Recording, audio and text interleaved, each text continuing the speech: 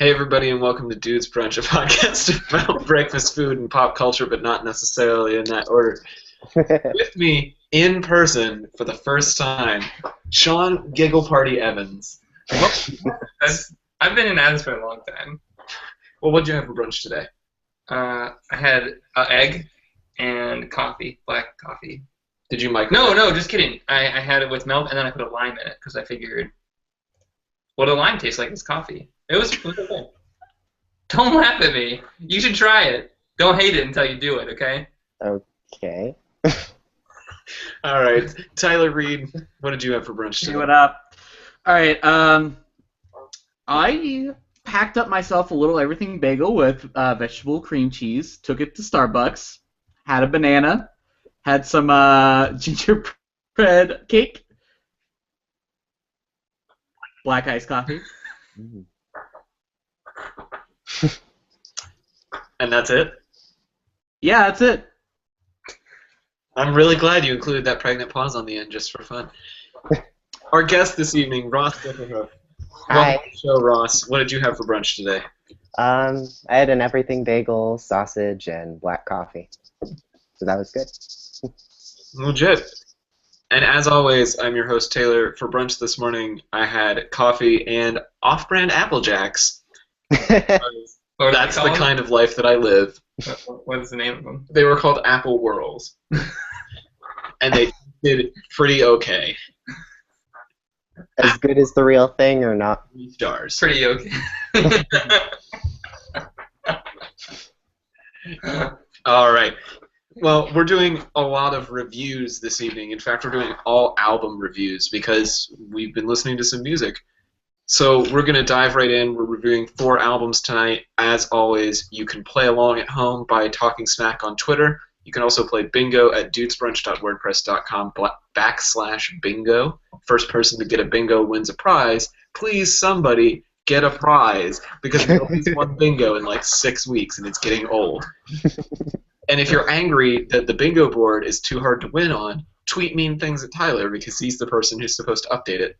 Okay. Please do. Yell at him. Get at it. All right. So we're going to dive right in. We're going to start with Sean's album. Sean? So this week, my album review is Turbowolf's Rabbit Foot. Don't know if anybody's out there has listened to it yet, but it's pretty good. Sorry, I just want to bring up the info for it. So basically, this band is out of the UK. They're fairly new. I think their first record deal was 2011, so maybe they're not fairly new, but I feel like this is their first like big widespread album. And it's gotten pretty good reviews so far. Their like category for music what did they say on Wikipedia? It says like hard rock, alternative metal, however you want to take that. I think that could be like most anything. Hangs out frequently with Royal Blood. Yeah, probably. They had that same like heavy sound, so. Yeah, Apple Music called them similar to Red Fang and Clutch. Yeah, which I thought was a pretty fair comparison. You might know some of those bands from this podcast, maybe from Sean's iTunes library. Yeah, so check those out. Those out too because they're pretty good.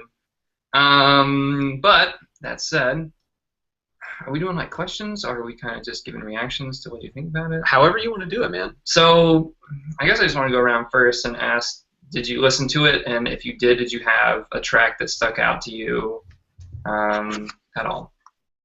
Feel free to take your time if you like don't know. Yeah, I gotta pull the track listing back up because I listened to it this morning. Yeah, I listened to it earlier this afternoon. I did listen. I think this album and I kind of missed each other from the beginning. I don't know. I just like I think it's fine. I think like they're very clear. They're clearly very technically talented. It's just not really my kind of music. There were some tracks that I liked though. I'll just have to see. Oh yeah. I particularly enjoyed Rabbit's Foot and Pale Horse. Okay. That I liked. Good tracks. Mm-hmm. Yeah, I think Rabbit's Foot was really great. I love the riff. Oh yeah, it seems like one of those that would sound really great live. Yeah. Yeah, it all like it reminds me of Royal Blood in that I listened to it on the album and I'm like, man, this is really technical and interesting. Hmm. And I feel like when I saw it live, I would be much more impressed. Oh yeah, yeah. I would totally be open to seeing this live. Yeah. Yeah, Rabbit's Foot was a standout track for me. So was 12 Houses. I know we were talking about that before the show. The drum pattern on that, especially, I really enjoyed. And I was talking to somebody about this at lunch today. It kind of has like almost a Pantera like Yeah, thing I going did on kind to of it, get that. which was not what I expected going into it with a name like Turbowolf. I expected it to be a lot more like growly, but it's really not. It's very melodic. Yeah. No, I was impressed by that. Tyler, anything? Well, basically, Taylor took basically my main point was that it felt very much like Royal Blood, and really my commentary is more on Sean's consistency to like He only picks bands that sound like this. yes, but that's admirable because that's something that's like a talent I wish I could have because I like as try as I might I'm trying to find bands that sound like a band that I like and I just always have so much trouble making the connections because like most like searches don't really yield the same results like I'm pretty sure if you go to Turbowolf does it say related artists let's take a look. On Apple Music, yeah, it does. Royal Blood, not even on there. Like, it's like Fu Manchu, Orange Goblin, like Valiant Thor. Like, they're very, like... I get Refused and Clutch and Red Fang and Queens of the Stone Age. See, Queens of the Stone Age is, like, the closest thing I would compare that to. So, I don't know. I just feel like Sean has a great ability to find things that he likes. You said that because I just picked this one just because Taylor texted me and said, hey, you need to have an album. And I was just thinking real quick, like, of all the albums that I listened to lately, and I just happened to say, like, oh, yeah, Turbowolf was really good. I think that it would have a broader appeal than listening to other kind of, like, more screamo bands or something like that. So, and the lyrics aren't easy to understand. The riffs are great. There's lots of hooks and catches. Mm-hmm. There was only like one song on this whole album that I was kind of like, I don't know. Which one was it? I'm curious. What's the... Was it the little instrumental one? Rich Gift or something? That's a really long one. Yeah. Yeah. Rich Gift was the only one on the album I think I was kind of like, eh. Yeah, that was the one I think I was like considering, oh, I might skip to the end of this one. Yeah. I don't know. I just think it... that said, I liked it, but it just wasn't like when I was going through my favorite songs that I always went back to when I was running were the first Solid Gold, American Mirrors, Invisible Hand, 12 Houses. So really the whole like first half. Yeah, pretty much. A lot of that was like I liked it. I like the heavy riffing, almost like White Stripes-esque. Okay, yeah, because to me, like, the first half was the lesser half to me. I preferred the second half when they had some of the more psychedelic influences come out a little more.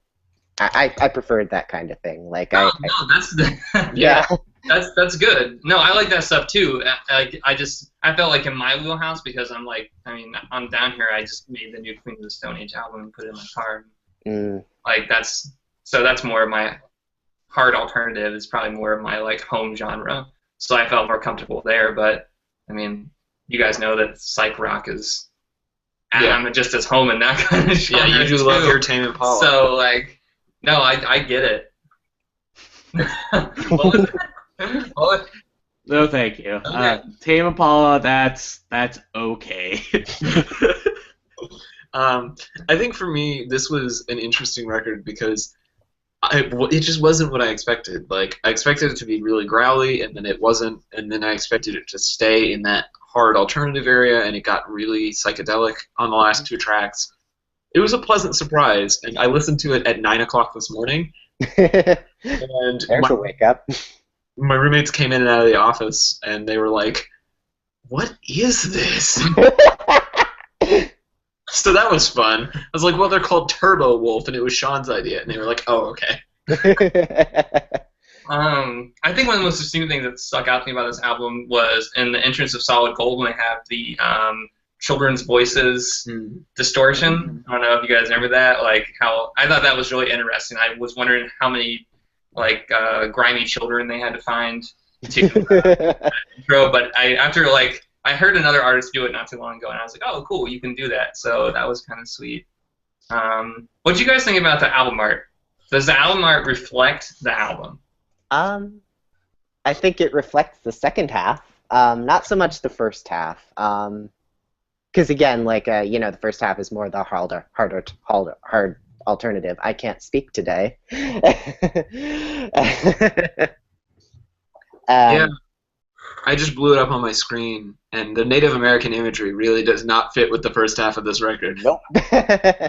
You say that, but I think you're reading a little too much into it because, I just fucking disagree. I don't know, like, Dude's brunch. I just fucking disagree. it's really hard to kind of like express because it's clearly like a hardened image. Like it's like just because it's like an eagle and like some hands and like some feathers and it's like sort of totem as doesn't mean like if you also kind of like squint at it, you kind of look at it a little bit, it kind of looks almost like monster-like, and it has like the sort of like the half-tone like mountainscape in the back, and there's like that stark like contrast of like the detailed mountains and the flat yellow. It feels metal-y, I don't know. I feel like it's appropriate. I don't know. A little bit, I guess. Looking at it a little closer. I guess maybe we're just not all graphic designers like we originally thought. Maybe Tyler did go to school for something. I don't know. I kind of like it because it disconnects from the album. No, it's definitely a great cover. Yeah, that's why. I don't know. I like the color scheme. I guess as a drummer, I tend to listen more to like beats a lot more. Mm-hmm. And there was a lot of the beats, especially in the first half, I thought were like pounding beats that were just like solid and just kind of drummy. Mm-hmm. So I don't know. I don't know anything about like native music, so I shouldn't say anything here. But Sean, you listen to Woven Hand. Well, he's not okay. Yeah, I don't know. That's another topic. But yeah, no, I don't know. I just graphically, I thought it was really pretty. Mm-hmm. And my last question is: did anybody watch any of the music videos by chance? I didn't get the chance. Oh shoot, I didn't know there were music videos. Oh no, I'm just asking. If you didn't get to see one, I'm just curious if you got to watch one. Tyler? I did not. But like I said in the pre-show, I recently watched an interview with Stefan Sagmeister, and who does a lot of who's like a famous CD cover artist, and he specifically said when he goes down to do like an album or he's like thinking about or like listening to music, he doesn't watch the music videos. He just wants the album art and to like look through if there's like a booklet to look through that, because if he like gives you just enough of a taste of like what the album's going to be about, rather than watching music video, which is a little bit more forced. He kind of points you into a direction he doesn't want to be as like directed in that way. Which I would actually, you know what? I kind of agree with that. I agree too. I think. Oh yeah. I like to watch videos, but I like to watch them after I've gone through the record a couple of times. I'm the opposite. I'll watch a music video. Really? Well, there's a difference between like knowing absolutely nothing about a band and like watching something, rather than like a band that you know or presume will like. Yeah. I think it's like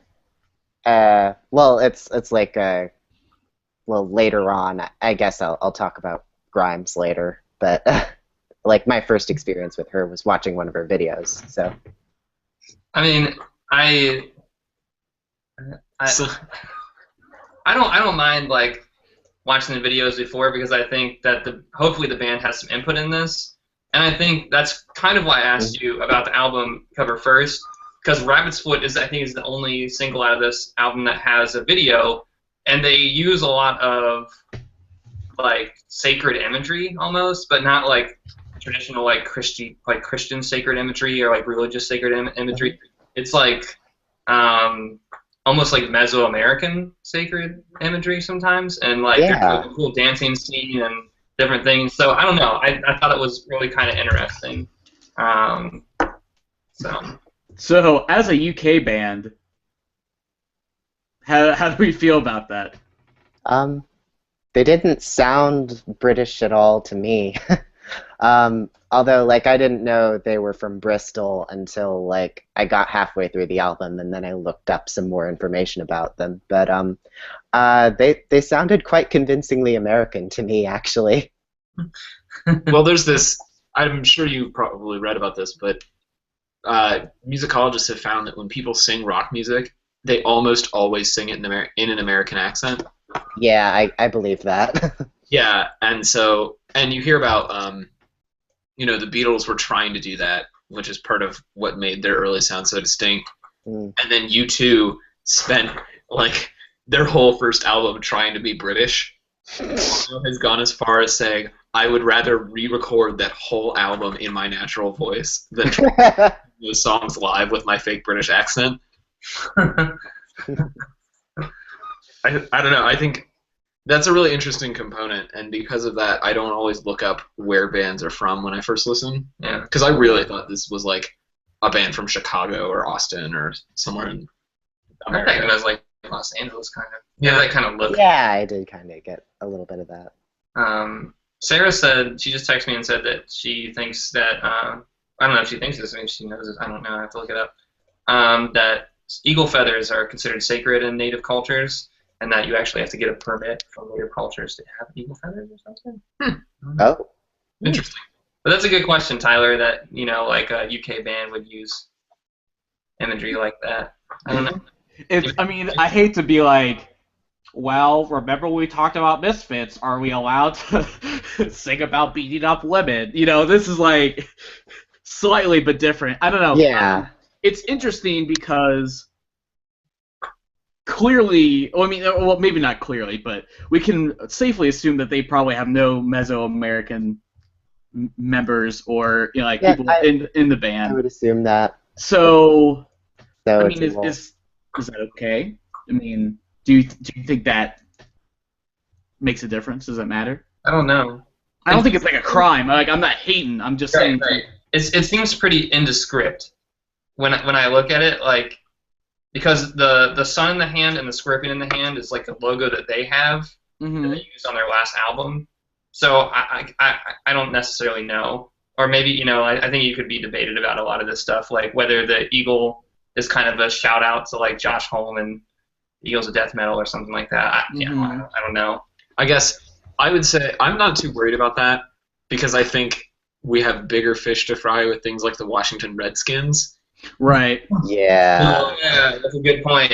I think that's something more concerning than this album art. Yeah, because that's like definitely trying to profit off of, the marginalization of Native people, and like this is kind of ambiguous, I guess. Right. So what you're saying is I'm a white person, so I don't know anything. Right, of course. So we think that they are. They do have some heavy social critique in this album, though, and I kind of wonder if, when you're looking at the headdress, if it's supposed to be like Liberty spikes, not like Liberty spikes with the hairstyle, but actually the Statue of Liberty spikes. American Mirrors is kind of a call out, I think. Lyrically of Americans, maybe. So we could just safely say that their usage of like Native American like symbology is appropriate because they don't feel like it's like shitting on it, basically. Oh yeah, no. Yeah, I don't think it's exploitative at all. Like, No. in any way we like do that. So. Okay. All right, well, I think we should go on the next one. Yeah, I think we should move on. Before we do, Nathan sent us in a picture He says, I'm so disappointed in myself, and there are 5 post-it notes on his wall that say, listen to the albums for Dudes Brunch, listen to the albums for Dudes Brunch. If you're listening to this not live and you haven't listened to this music, you should probably pause and go do that, and don't be a Nathan. Mm-hmm. In fact, maybe we'll make a shirt. A Don't Be a Nathan Don't be a shirt. Nathan. Hashtag don't be Nathan. I think that would be fun. We love you, Nathan. All right, so Ross, you wanted to talk about the new Grimes record. Yeah, okay. The album I wanted to talk about was Grimes' new album, Art Angels, which was just released on November 6th. And Grimes she's from Vancouver. She's Canadian. And she was, like, mostly involved with, like, the underground music scene. Like, she got popular in, like, early internet, like MySpace era. She named herself after grime, like the music genre in the UK that's like sort of underground hip hop there. Although that doesn't really describe her. She just kind of is. And she's also really known for being kind of like this one-woman machine when it comes to her music and her image, because she designs all her album covers and she composes and writes all of her own lyrics and like does all of this work herself. Like, if you've seen footage of her doing a live show, it's kind of incredible. Yeah, she's just like up there with a big rig of synthesizers and drums and like. It's insane. By herself, right? Mm-hmm. Yeah. That's awesome. Mm-hmm. Yeah, she also directs her own music videos too, I believe. Yeah, I saw that. So, I don't know, what direction do you want to tackle this from? Because this is a complex record. Yeah. Well, had any of you like heard of Grimes before? Did you like know who she was? Grimes was one of those like acts that I know about because I read some music blogs and I like hang out with people who listen to music. But it was never something I paid attention to. And so last night, actually, I mentioned to someone, oh, I'm supposed to listen to the new Grimes record tomorrow. They were like, you haven't listened to that yet? It's incredible. And they, like, freaked out on me. Oh, yeah. Yeah, Grimes fans are known for being very overzealous. Yeah. So I didn't realize, like, how big and devoted the fan base was. Yeah, like, she's almost more meme than musician now. Yeah, but not in, like, a Drake way. Oh, no, not in, like, a Hotline Bling way, no. So, yeah, that was my understanding coming into it, that she was, like, this kind of dark twist on a pop star that we're really passionate about. Yeah, like, I've heard her compared to, like Charlie, like, I've heard people say that, like, Charlie XCX, if you listen to her stuff, is, like, the version of Grimes that had mainstream success, which I would agree with. They sound fairly similar. Anthony Santano. Anthony Fantano? Yeah, Anthony Fantano made that exact reference in his review video. Oh, Sean, you watched that review? This was actually really good. I watched that review too. In preparation for this conversation. You watched the review? I actually hadn't seen that, so. Tyler, did you watch the review? Yes, that's what I was just saying. Oh, sorry, I didn't. I did not watch it. I wanted to go into the album not knowing. I'm probably going to watch it after the show, though. We'll link it in the show notes. Yeah, like, I also didn't know what to expect going into this because Grimes' previous stuff, I was kind of, like, I liked it, but in, like, sort of an appreciation way than I love this and I want to take it home with me way.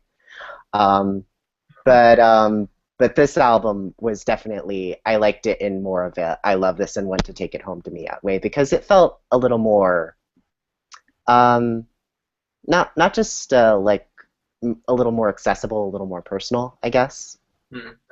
Yeah, there's a lot of really intense lyrical imagery on this album. Mm-hmm. That if you just put it on while you were like working out or something, I think you would have a hard time appreciating how deep this record is, because it's.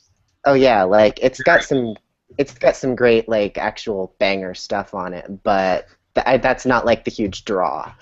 Yeah, and it would be very easy to listen to it just for that. Mm-hmm. Because I went into it like the first track I was like, okay, this is kind of weird. It's like an intro thing. But then the second song, I was like walking to the mailbox down the street to mail in my water bill, and I was like, man, this is like pretty good pop music for just like walking or running or like I'm feeling this. And then I started zoning into the lyrics, and I was like, oh wow, this is really sad. Yeah, I know. Really sad. And it's weird because if you listen, like the drum beat is sampled from Ponder Replay by Rihanna. Really? Yeah, like listen to it again with that in your head, and you'll be like, "Oh my god, I can't unhear it." That's weird. I don't know. I'm interested to hear what Tyler and Sean think because they don't listen to a lot of pop music. I need So. to have a second listen, I guess. I didn't. Okay, so I'm gonna take your route that you took on my album, Okay, that's fair. and I don't want to say like I don't want to discredit this album at all because I liked it. I thought it was good. It's not my cup of tea. But that said, I still thought it was really cool. I thought Anthony Fantana's review was dead on. But now that listening to what you guys just said, I think I didn't need to have like another like go through, you know, like because I feel like I just listened to it the first time and it was like kind of to get it in for the show, but just to get like the general listen in and see like where's this going, you know, like untouched. And I did watch the music video for Body Without Blood. Oh yeah. Which was pretty good. Mm-hmm. And I saw at the end that she was the director of it and stuff too, so it's kind of cool. How I first found out about Grimes was I was on Spotify and I was like, oh, that's a really metal-looking cover. Like, I'm gonna be like grindcore to the max. No. Mm-hmm. Man, was I wrong. I wonder how many people have made that same mistake. Probably a lot. Tyler?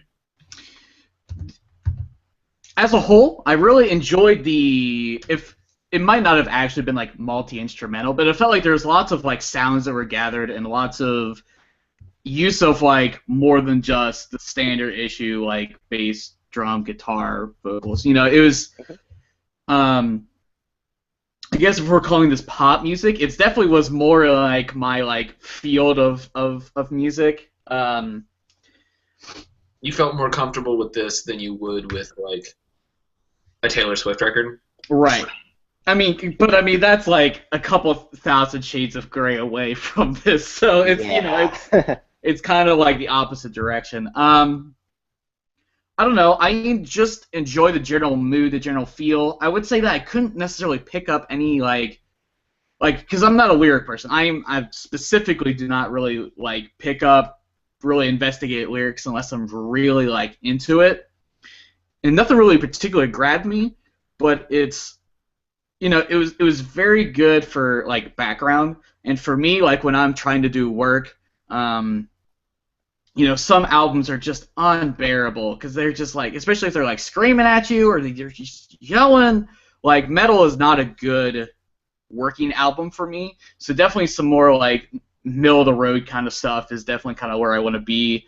And so with that being said, there was definitely lots of high points, low points. There was definitely a lot of energy within the songs, but it's like if metal's here, you know, it was like here, but it was still dynamic at the lower register. Mm-hmm. So.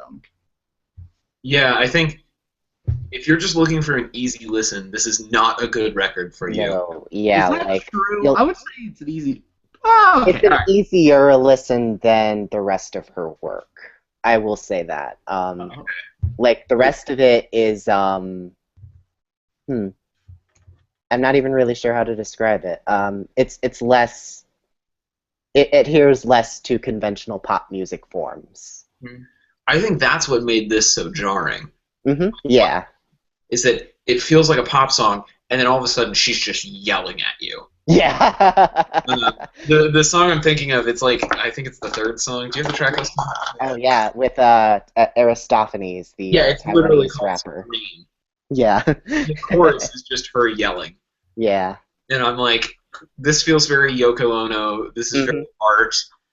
I don't know how I feel about this right now. And if you I looked up the translated lyrics, and there's like stuff in there about how like I wanted to capture the sound of your scream at the moment of orgasm, but I hit the wrong button, and now the sound is lost forever. Wow. Yeah, so it is very Yoko Ono. That's extremely Yoko Ono. Sean's over here re-listening to Scream on his earphones. Yeah, there's a lot to digest here. I only listened to it once. I'm probably going to spend some more time with it this week. Yeah, I listened to it like 7 times before this podcast and like went over the lyric sheets like a whole bunch so that I could like make sure I got it. So I wasn't just talking out of my ass. Yeah. So what are the lyrical themes? Because I could really only get lyrics on California and Flesh Without Blood. The rest of the time they were kind of hard to decide. I think a lot of I think this album's biggest running theme is like her relationship with the media and with her fans. Particularly, there was a song that she released back in 2012, I think, called Go, that was originally supposed to be written for Rihanna, but Rihanna didn't take it, so Grimes just recorded it herself. And it was a very, very pop single, like more so than anything else on this album, anything else she's ever done. And people gave her a lot of shit for it and said, like, wow, you've sold out, you whore, and now you're... Whoa. And now you're just like, and now I'm going to tear you down.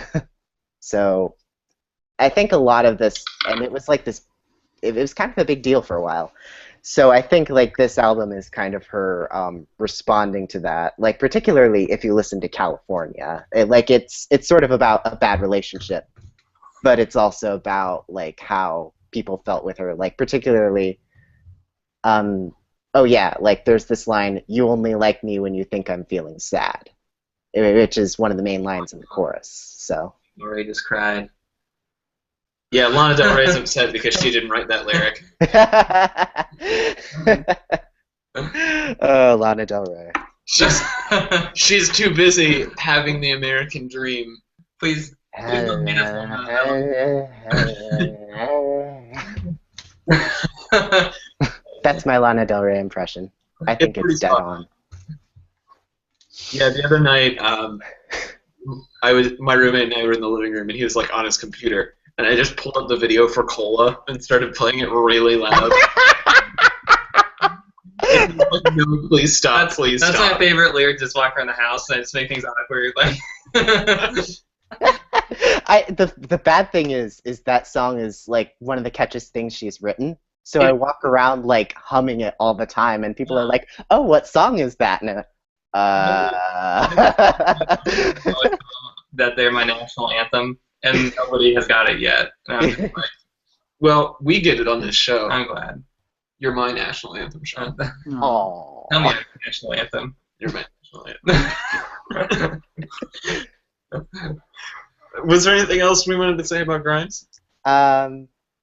Well, I also there's a track that she does with Janelle Monáe on this album. Yeah. Venus Fly. Nice play.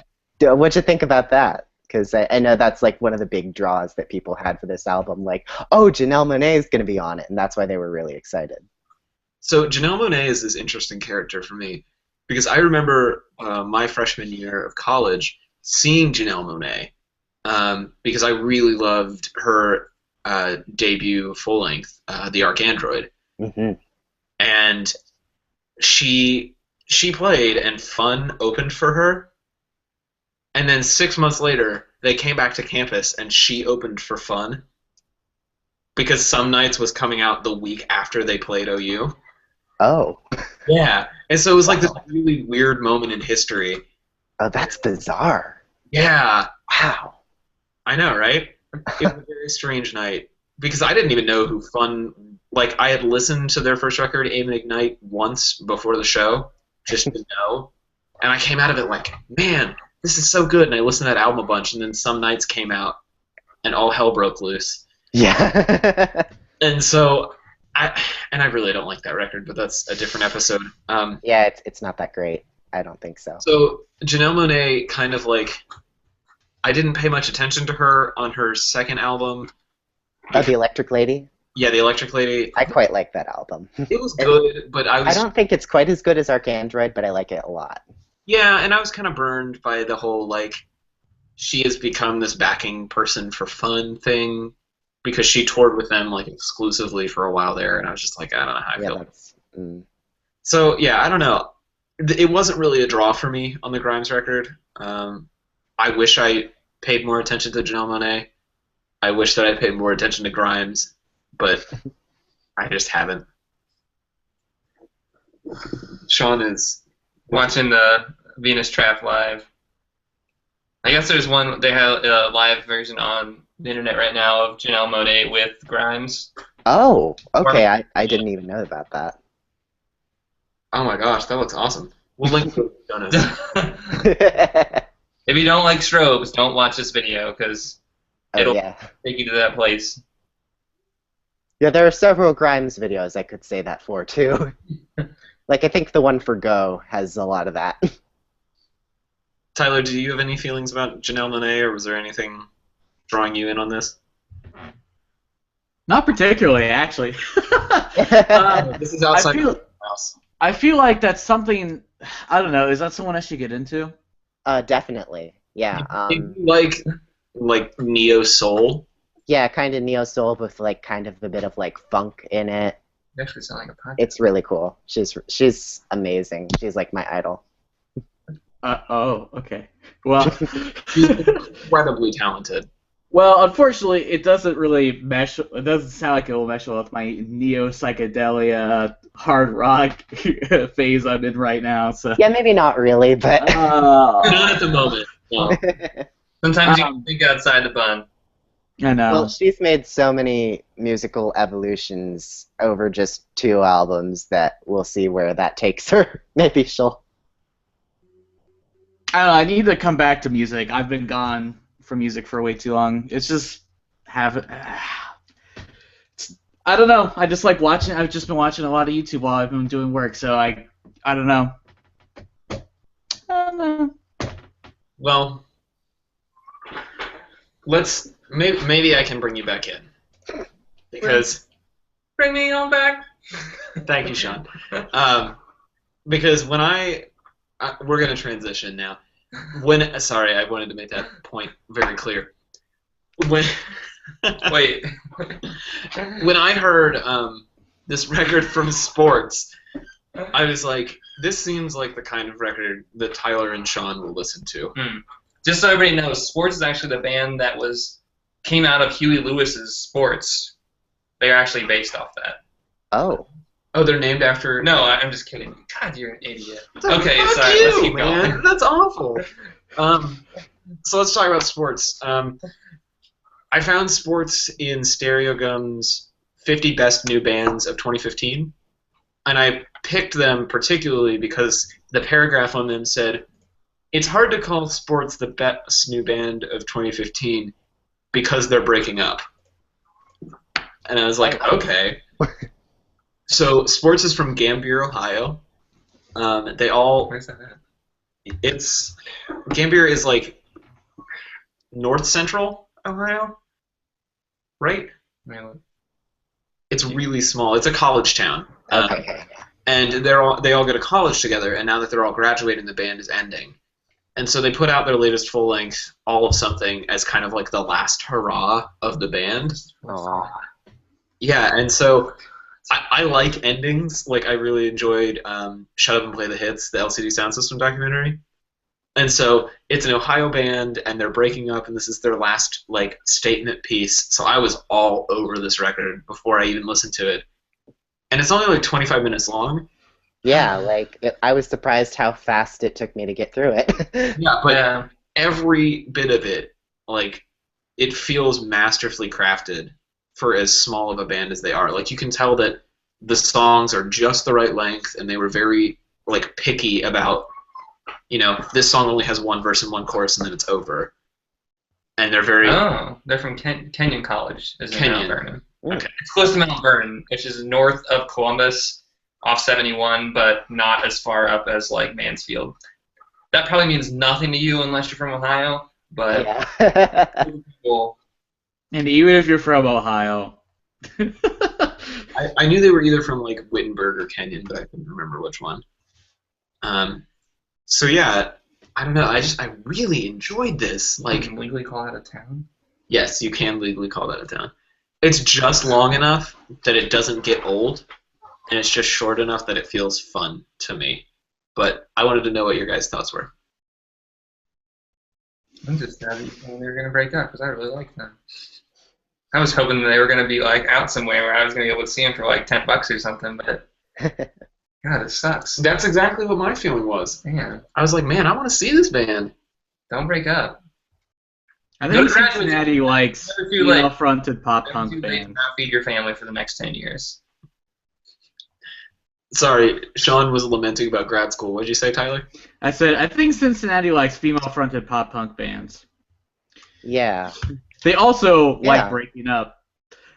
So pour one out for mixtapes. Another. I mean, it was certainly listenable. It certainly wasn't bad. High praise. You are not gonna hate on this. I'm not hating, but I think it's just my general like hang up with pop punk in general is that it's like if you're not really reading into the lyrics, you're not really getting like the maximum value out of the songs. I mean, I guess. Pop punk definitely is very lyric intensive. Mm-hmm. Yeah, like I don't know. I feel like for me, if this had come out when I was 16, it would have been my favorite album ever. But it did not come out when I was 16, so I just like it. I definitely like did appreciate some of the songcraft, although I was a little disappointed that some of the songs were as short as they were, because it's like, oh hey, this just got like a groove going, and now it's over, and now we're on to the next one. Oh, okay. I guess I'll just put that on loop the next time. See, Sean and I are over here whispering that we like that. I a lot. actually really like that. Town was my favorite song on that entire album. It was probably my favorite. And it's 1 minute and 28 seconds long. Right. I Yeah, loved Town it. was great. It did just enough for me. I'm like you. I was sad. I was like, man, you could have turned that into like 2 minutes and 15 seconds. But hey, sometimes Sometimes you say all you have to say. Yeah, I think Reality TV was my favorite track. Yes. I sent that around to a bunch of people when I first heard it, because I was like, Yeah, I think that would be if I were trying to get people into this band and their one album. that would be the one song. they have 2 albums. The other one's Oh, okay. Fun Chokes, and it's from like 2 or 3 years ago. All right, there's like 2 bands called Sports, so it's deeply confusing. It is. Actually, I've listened to this a bunch because it's so short. And on the way to the grocery store today, I was listening to it, which seems like the perfect time to listen to this band because all of their lyrics are about really mundane things. Yeah. And I Which noticed, is why I would have liked it when I was 16. well, they're bad relationship things, but then like there's this ongoing theme throughout the album of doing laundry. Oh yeah. And laundry is like this symbol of growing up. Yeah. Good metaphor for. Yeah, and that's just such like a pop punk thing of like Yeah. adult now, and that's really It's hard. it's like a Fallout Boy thing, except with less of the "I'm a motherfucking rock star" that Fallout Boy keeps trying to do, and they suck at it. Yeah, this is the like puffy jacket wearing pop punk. Yeah. Like Sean and like the puffy winter coat in fall. Oh yeah. You know, Sean and I went to a Front Bottom show a couple weeks ago, and I could see this band touring with the Front Bottoms. Mhm. It's Opening hardcore for the Front Bottoms and having a bigger crowd from Ohio. Just being like, we love you. yeah. Don't play at my dog's birthday. I mean, the songs like you said, there's a lot of really good songcraft on here. I agree that some of them could have gone on longer. I think Get Bummed Out is just a little too short. At 2 minutes and 24 seconds, you probably could have gone to like 3.5, 4 minutes on that. Oh yeah. I'm not gonna tell them how to do their art. I really like that song, and it makes me really sad. Yeah, me too. Um, I mean, other than that, like, I think if you're just looking for a good local, like, pop punk I was album, looking for a good pop punk album, period. yeah, it's Pay What You Want on Bandcamp, and that's really like, I don't know, they're just kind of one of those bands. Is Like, it $9? That says $9. I think that's physical copy, maybe. Oh, okay.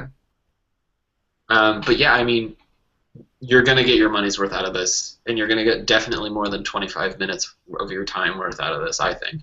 Oh, totally. Oh yeah, you can. Anything else on sports? We don't really need to take a lot of time talking about it because there's not a lot of it. This sucks. I hate that they're gonna break up. Yeah. Yeah. Yeah, like, again, if I was 16 and they were my favorite band in the whole world, and this is my favorite album in the whole world, I would totally cry about them breaking up. This is the kind of band people would cry over. Yeah, and, like, write emo poetry about it on Facebook. We just. I just want to read their tags on Or Bang MySpace, I guess. real quick. Kids, Punk, Basement, Father-Daughter Records, Friends, Gambier, Garage, Pop Indie, Ohio, Pop, Power Pop, Sockcore, Sock Wave, Sports, Sports-Fi, and Gambier again. But Sockcore, I'm going to use that. I'm going to start using it as a subcategory because it's a good. What, songs about laundry? Well, I mean, I don't know if it was about that. I kind of saw it as like in the same way that it was like shoegaze rock or something. Oh, I was thinking more like lo-fi. Like, Yeah. Yeah, like a Liz Phair Not kind of about thing. laundry. yeah, like, I think Liz There's Phair. definitely a little bit of Liz Phair in there. Yeah. Also, can we talk about, I guess we are going to talk a little bit longer on this. Can we talk about how this band has 2 female vocalists? How cool is that? Yeah, that's really cool. Like, I kept waiting, like, I don't know. I was almost kind of surprised when I heard, like, a male singer on one of the songs. I was like, wait, what? This is not what I'm used to. Yeah, and it's not even like, mixtapes or the Forecast where they're doing like the dueling male-female. hmm Almost all of this is double female vocal harmony. Mhm. And that's a welcome change for this genre. That makes me want to listen to it again because that like is something I would be totally into. Because I mean, it sounds like I'm like totally whatever about this album, but it was like I enjoyed it. Oh, I did too. You know, but it's like I don't know. It just didn't grip me the way I guess I expected it to. What were you expecting? I mean, I don't know. I'm just saying, like, it just wasn't gripping me like a dual vocal pop punk band from Ohio would. You know, I don't know. It just like the Forecast. Shit. And the Shadow of Two Gunmen is probably one of my like 16-year-old favorite albums. So it's like this should be like I don't know what the difference between that. Well, actually, I do know. Fuck. I just thought it was okay. I want to like it more. I think I just need to listen to it more. I don't think I listened to it enough. You also said that about the first Gaslight Anthem record when that came out. So. Exactly. I'm like a sleeper hit kind of guy. I'll like listen to it. I'm like, this is okay, and then like it'll come back around to me, and I'll really dig it. Yeah. Well, I think that's a good introduction to our final album for tonight. I'm To really the- excited to talk about this. The fucking mammoth, gargantuan, colossal Wolfmother self-titled album. And it is. Right. It All is. right. So, if you don't know, Wolfmother, Australian hard rock, stoner rock, heavy metal, neo psychedelia band. Album came out in 2005, and I was at the tender age of 15. I barely knew what good music was then. Many people probably have heard Wolfmother either from an iPod commercial or Guitar Hero 2. Yeah. Or Shrek 2. Wait, Jackass or 2. no, Shrek 1. Or Jackass 2. Mm. Or whatever you just said, because two people talked at once. Oh, me. I said Jackass 2. Oh Yeah. Or you might have been a fan of the short-lived band known as Descending Coil. Right. Anyway, so I would say it's probably an iconic album of that year, probably of that decade.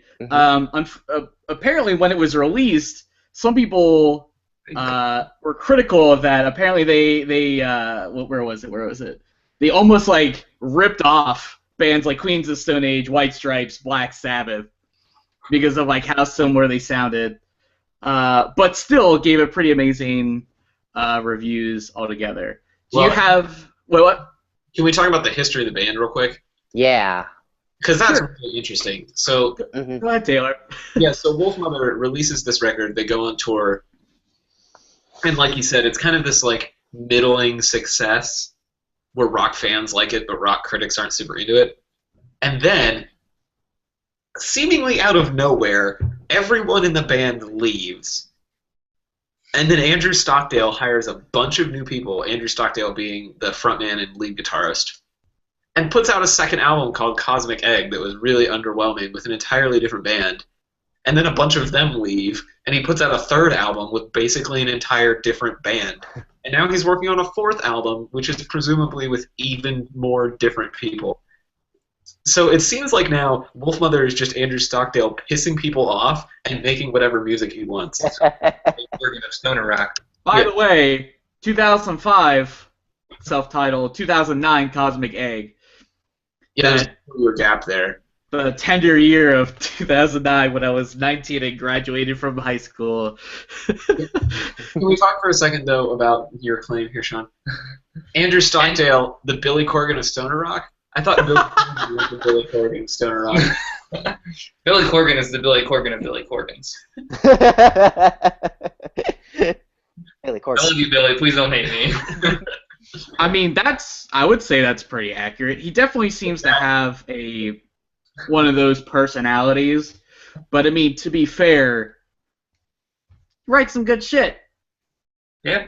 Writes some good I shit. don't think the Cosmic Egg was that bad. It wasn't as good as Wolfmother self-titled. Yeah. Well, that's not why we're here. Let's talk Right. about this. Talking about the mammoth. All right, but anyway, they did recently do the 10-year anniversary this year. Yep. Yeah.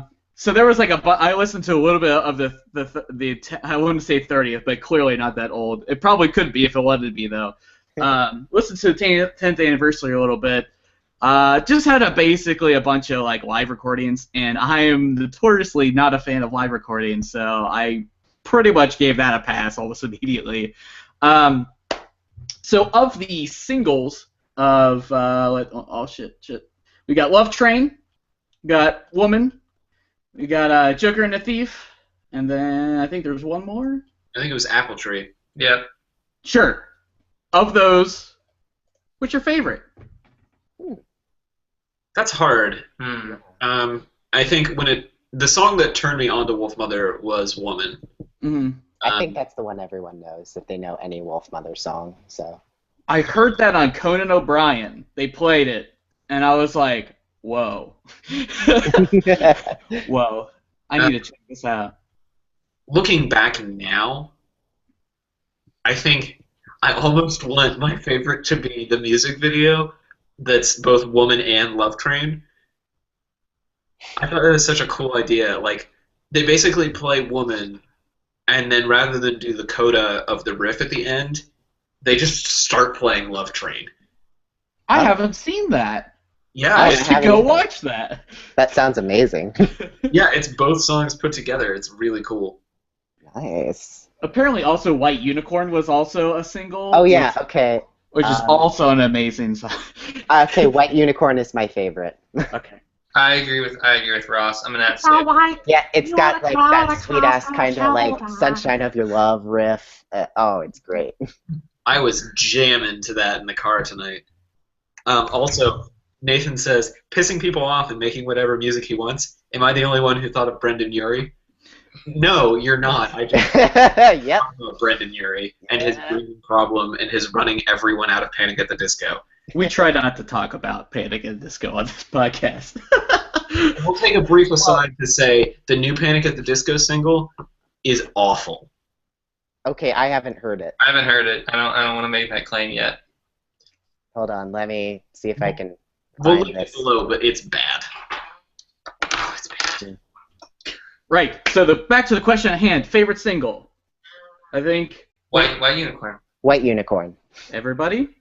Woman Love Train.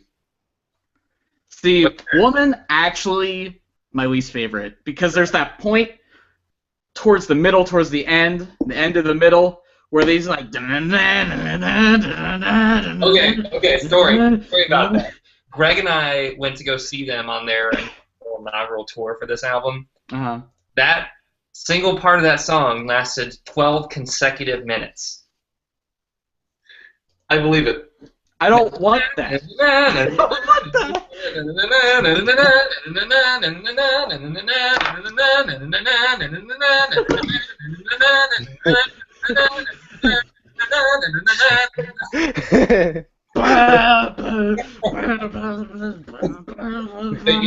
Checking your phone, looking at your watch, texting your wife.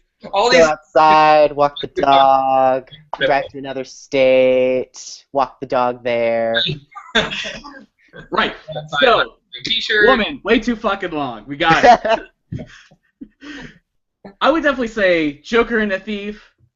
I want to say White Unicorn, but to mix it up, I want to say Joker and a Thief. Is Taylor having a giggle party? Is Taylor having his first giggle party on air? Sean made me laugh till I cried. I don't know. Was there any track that you in particular didn't like? When the album first came out, I really didn't like Apple Tree. Mm-hmm. I've grown to really like it, but at the time I was like, man, this is just a White Stripes song. This is dumb. I regret it. People get influences from everywhere, so I have to say that's why I kind of like it, because it's like a reference section of your album. Like, who influences you? It's okay to. That whole album is a reference section. It's okay. like okay. Here's us That's doing Led Zeppelin. Here's That's us okay. doing Black Sabbath. That's what makes it so good. Yeah, like, I think the one I liked the least was probably Colossal.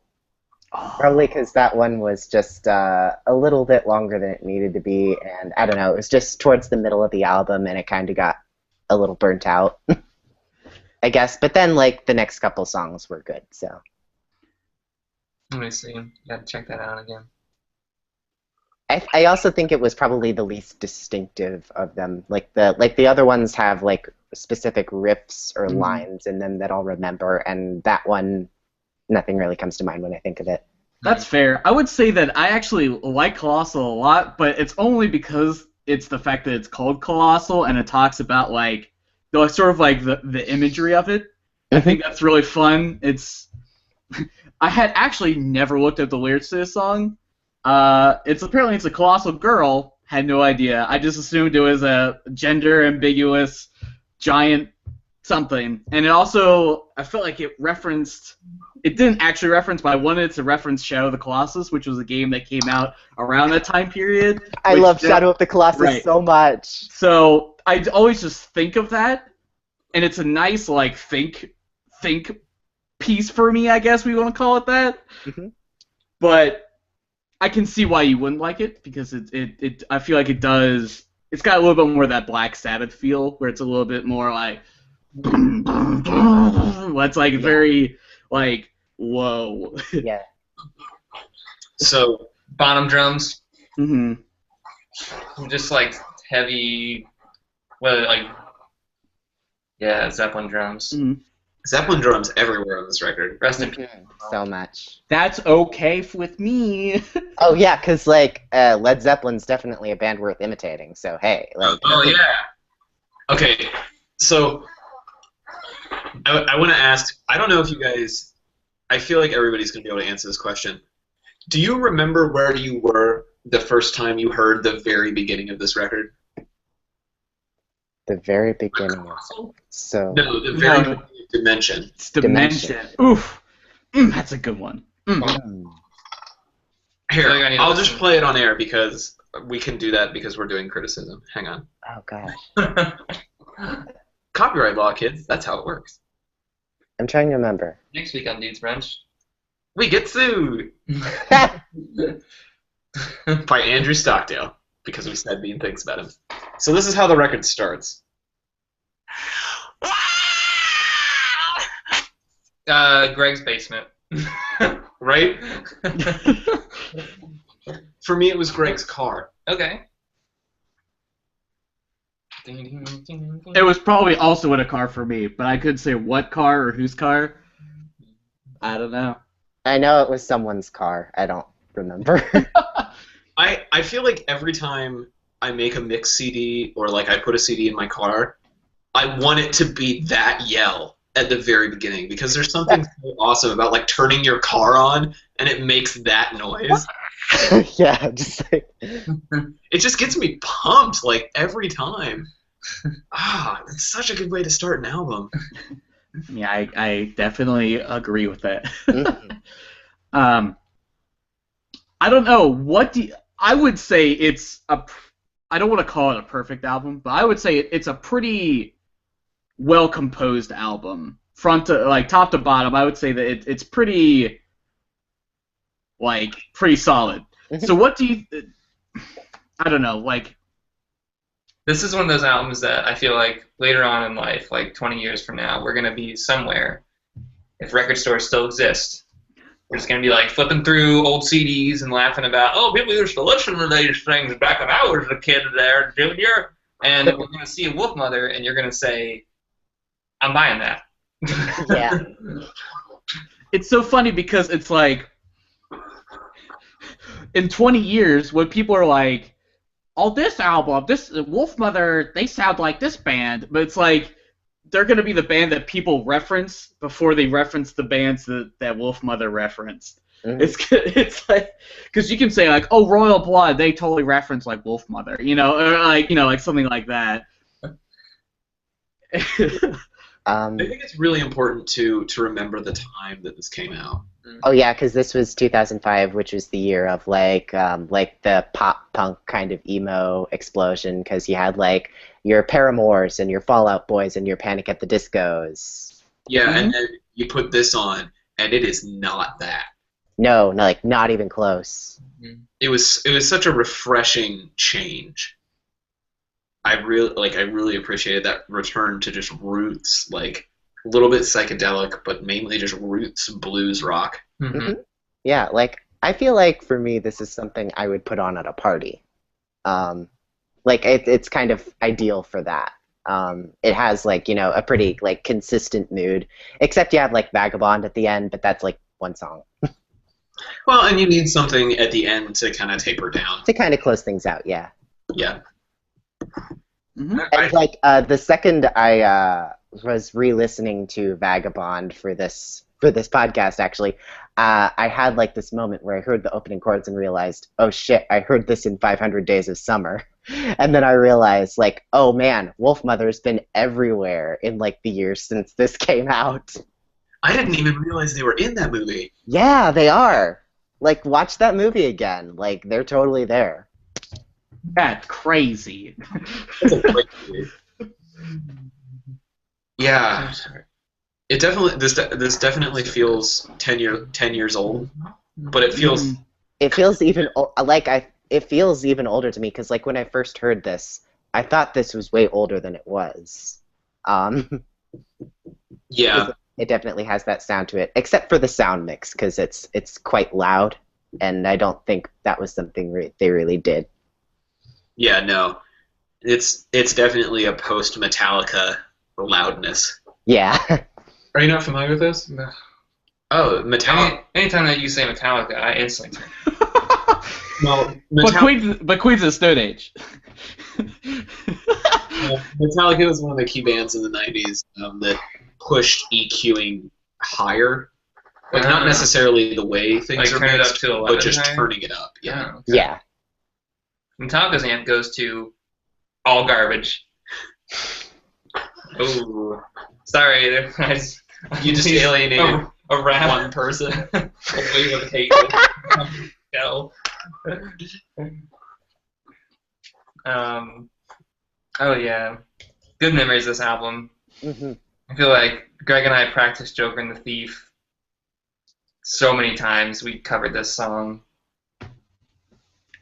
And Seven Nation Army. And all this stuff. Like, yeah, if you could, yeah.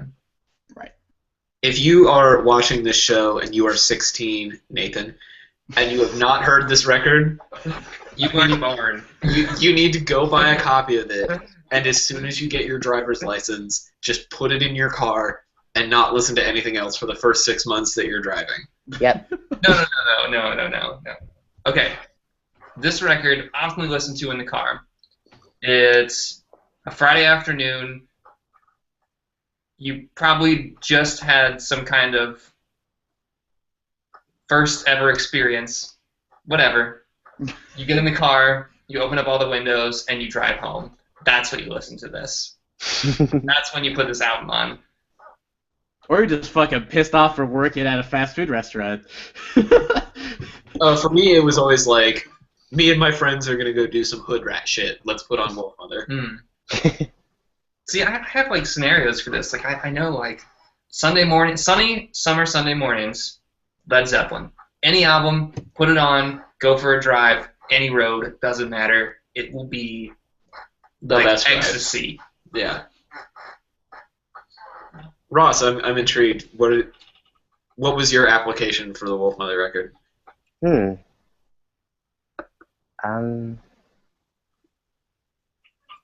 Nowhere. Nothing.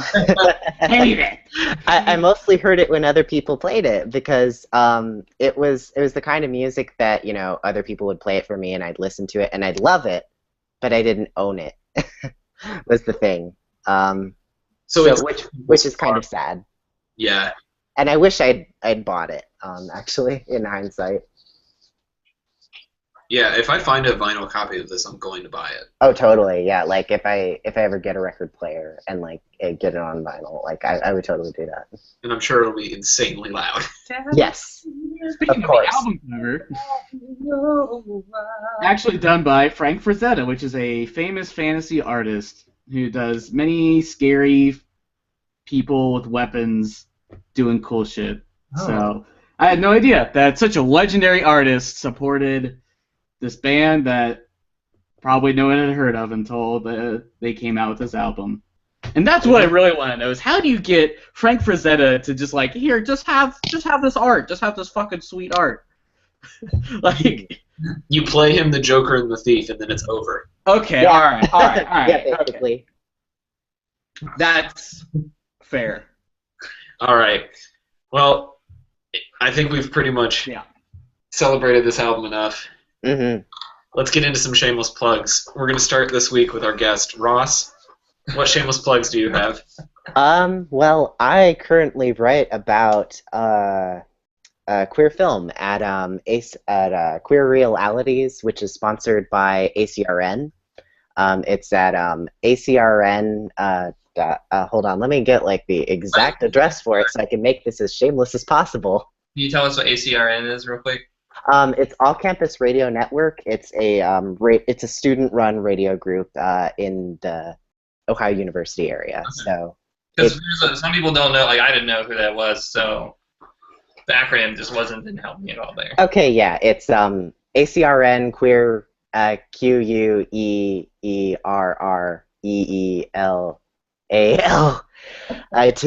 Fuck it. I'm just gonna send you the link so you can like put it down below. Yeah, we'll put it down in the show notes. Yeah. And if the people like what you have to say, you have Twitter, right? They can follow you there? Yes. I like my fun account where I swear and talk about butts and stuff is at Cat Addiction. The boring one that I use for work and post all my articles is at Real Rusty. We'll link to both. Yes. Do you ever get confused and post the wrong thing on the wrong one? Nope. I've successfully avoided that so far. That's good. That is good. Mostly because I don't use TweetDeck. So. Yeah, Okay. that's the key. As someone who uses TweetDeck all day long, it's very confusing. Mm-hmm. I mess up all the time. Tyler, shameless plugs from you. Hey, what up? All right, so You can find my work at tylerdreed.com. You can follow me on Twitter at TDRDesign. Put out some new shirts, which I'm sure Taylor's about to plug. Otherwise, hit me up. Hire me, please. Tyler needs a job. Mm-hmm. Sean? I'm going to piggyback on what Tyler said. Please hire me too.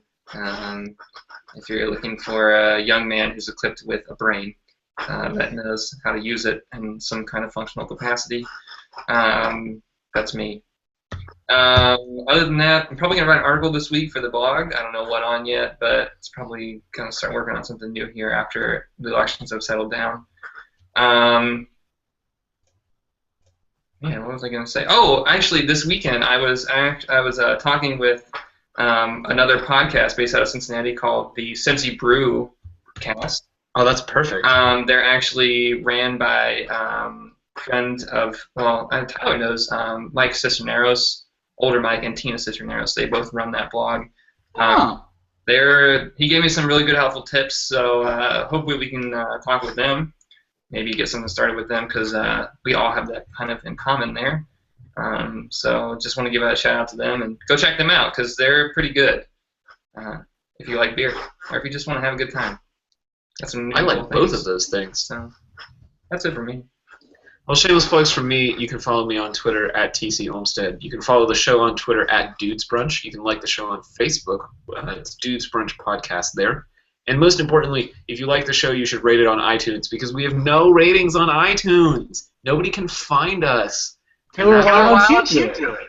Because that would be fraudulent and awful. Is that true? Yes.